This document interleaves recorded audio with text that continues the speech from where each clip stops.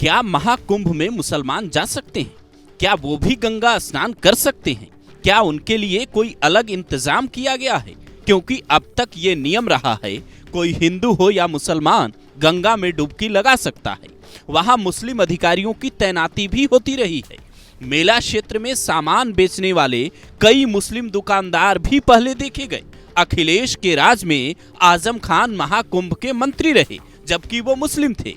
एक बड़े अधिकारी भी उस वक्त मुस्लिम थे। लेकिन योगी राज में ये परंपरा कुछ हद तक बदल दी गई है। खुद महंत योगी आदित्यनाथ महाकुंभ की जिम्मेदारी देख रहे हैं। डिप्टी सीएम ब्रजेश पाठक और कैबिनेट मंत्री स्वतंत्र देव सिंह अलग अलग राज्यों के सीएम को महाकुंभ में आने का न्योता दे रहे हैं। मेला क्षेत्र में ज्यादातर हिंदू पुलिस कर्मियों की ड्यूटी लगाए जाने की खबर है। मेला जिले के एसएसपी राजेश द्विवेदी हैं, जो नाम से पता चलता है कि खुद एक ब्राह्मण हैं। लेकिन इसका मतलब ये नहीं है कि वहां कोई मुस्लिम बिल्कुल भी नहीं जा पाएगा। टाइम्स ऑफ इंडिया की रिपोर्ट कहती है, यूपी बीजेपी में मुस्लिम कार्यकर्ताओं की संख्या करीब 2.5 लाख है। इसी साल सितंबर महीने में करीब 5 लाख मुस्लिमों को जोड़ने का अभियान चलाया गया।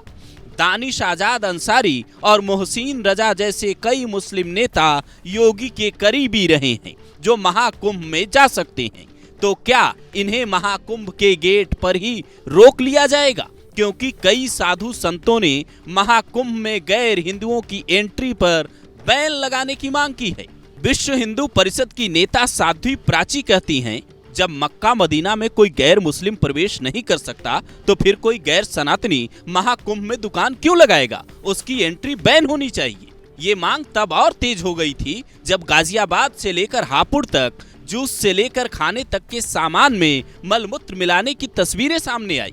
योगी ने नेम प्लेट का फैसला लागू करवाया, लेकिन उस पर सुप्रीम कोर्ट ने रोक लगा दी। पर कई दुकानदार आज भी ठेले पर अपना नाम लिखकर घूम रहे हैं, ताकि किसी की आस्था को ठेस न पहुंचे। बाबा बागेश्वर तो यहाँ तक कहते हैं, जो राम को नहीं मानते उन्हें राम के काम से क्या काम, मेरे अंगने में तुम्हारा क्या काम है। चूंकि महाकुंभ अखाड़ों की परंपरा को आगे बढ़ाता रहा है, इसलिए अखाड़ा परिषद के साधु संतों की बात काफी मायने रखती है।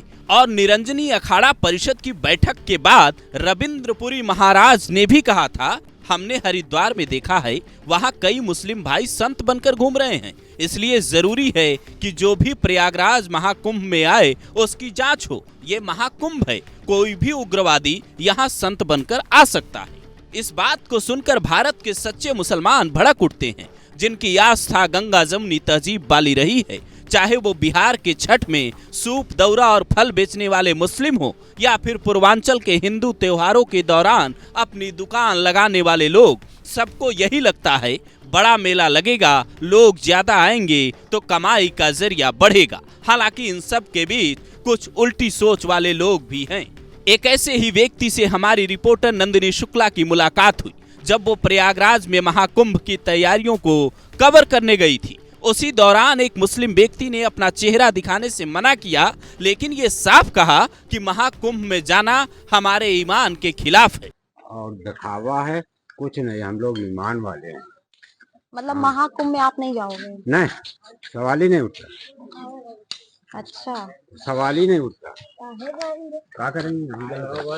अच्छा अंकल तो है, लेकिन क्या मिलेगा हमको? मिलेगा क्या? वहाँ क्या करेंगे? पब्लिक करेंगे। लेकिन सवाल ये है कि जिन्हें सरकारी योजनाओं का लाभ मिल रहा है, जो भारत के नागरिक हैं, जिन्हें कहीं भी जाने की अनुमति है, क्या वो लोग महाकुंभ में जाएंगे? खुद सीएम योगी के सामने भी कई बार मुस्लिम महिलाएं याचिका लेकर आती हैं और वो उसकी तुरंत सुनवाई करवाते हैं, क्योंकि योगी मुख्यमंत्री हिंदुओं या किसी धर्म के नहीं, बल्कि पूरे प्रदेश के हैं। इसीलिए तमाम मांगों के बावजूद प्रशासन ने ऐसे इंतजाम किए हैं कि जिसकी भी आस्था हो वो डुबकी लगा सकता है। 7 चरणों की सुरक्षा से गुजरने के बाद वो मेला क्षेत्र में पहुंच सकता है। जिसकी जैसी भावना होगी, उसके साथ वैसा ही व्यवहार होगा।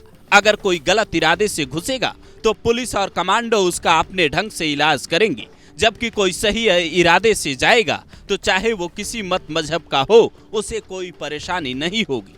ये सच है कि हिंदुओं के त्योहार में मुस्लिम नाम मात्र के ही दिख सकते हैं, लेकिन 15 बीघे के मेला क्षेत्र में एक भी मुस्लिम न नजर आए, इसकी उम्मीद न के बराबर दिखती है। आपके हिसाब से योगी सरकार को इसके लिए क्या कोई अलग प्लान बनाना चाहिए? कमेंट कर जरूर बताएं।